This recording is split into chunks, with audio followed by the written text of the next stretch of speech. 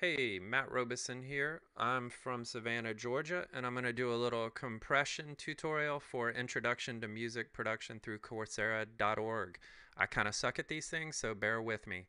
Uh, I'm in Ableton Live version 8 here, and we're going to use the same compressor Loudon uses in the class tutorial, which is the iZotope Alloy 2 here. It's a great plugin. Sometimes I use the one that's in Ableton, the built-in one. Looks like this here. It's a great compressor as well, but the visuals on the iZotope are excellent. I think they really kind of teach you how compression works. Not to mention when you mouse over things, it actually tells you what it does. I'm going to use that during this little tutorial. So I'm going to first talk about downward compression, and then I'm going to touch on gating. I recorded some MIDI bells here, and as you can tell from the velocity sliders, there's a lot of volume variation. So obviously we could use the velocity sliders to fix this, but imagine that it's audio and you can't do that. I'm going to go ahead and use compression to make it a more consistent performance. So here it is without compression first.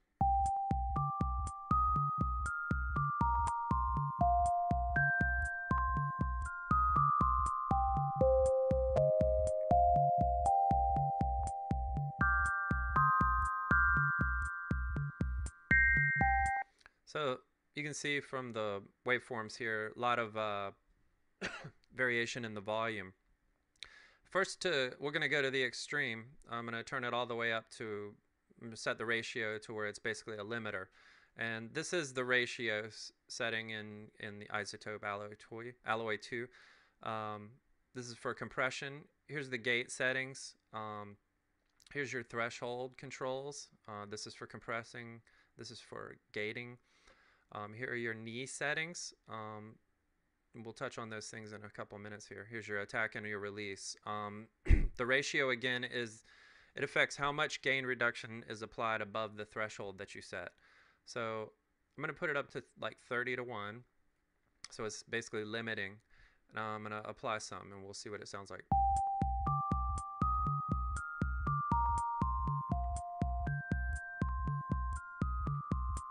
So heavily compressed. And as you can see, it basically shrank the dynamic range completely down. We could actually bring it up a little bit here to make it sound more normal again. But as you can hear, compressing that heavily makes it sound kind of like it's being overdriven. It forces the dynamic range into very rigid settings, so it sounds, squished and super heavily compressed, obviously. I'm going to drop this back down to more like a 3 to 1 ratio, and then we'll listen to it again.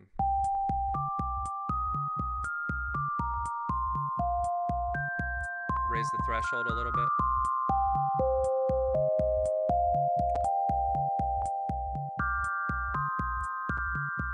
So you can see it makes it sound a little bit more natural maybe. It's a more consistent performance. So compression is really helpful with things like this, like if you were to play MIDI bass or electric bass or guitar or anything. Obviously when you play something, there's going to be volume variations depending on how hard you are playing. And you can really get a better recording, a more consistent sounding recording by applying a little bit of compression. Obviously you don't want to go too hard with it. You want to make it still sound natural and not kill the dynamic range, but it can help.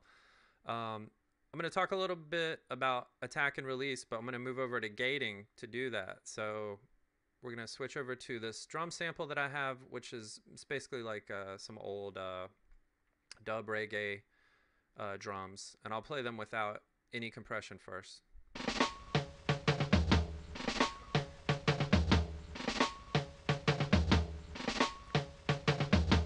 So you can hear there's a lot of noise.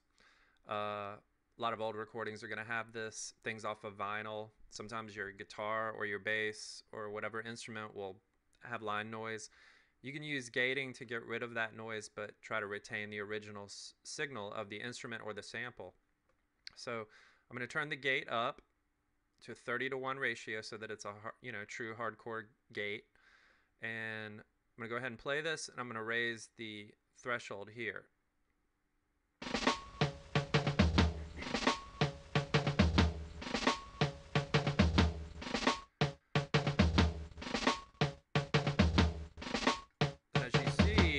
As you can see, when we get about here, the noise is gone, but the drums are still there.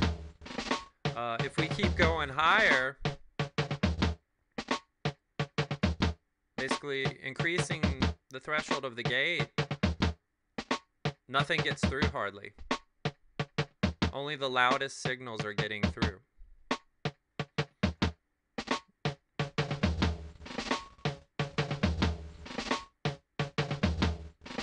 So back to a normal signal, more or less. So that's how gating works. It's really powerful. It really can get rid of noise in performances and clean up old samples like this.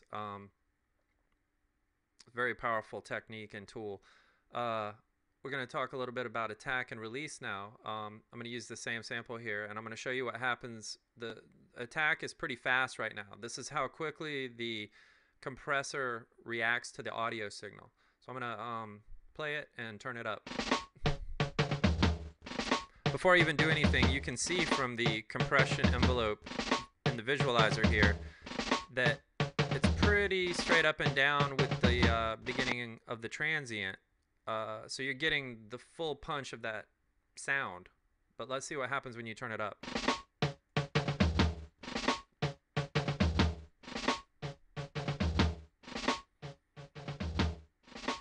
You can see that the envelope is curved now, and we're not getting the full volume or sound of the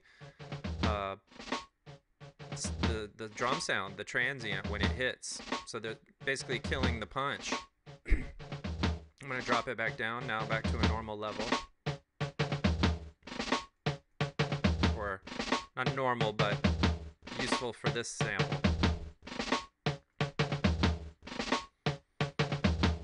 And similar thing applies with the release, except for on the other side of the transient. It determines how quickly the compressor stops reacting to the audio signal. So I'm going to hit it and turn it up.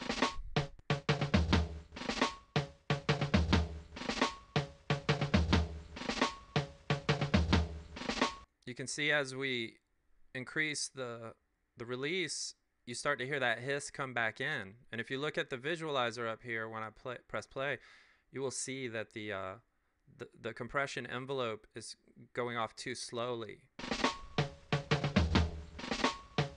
It's allowing that noise back in.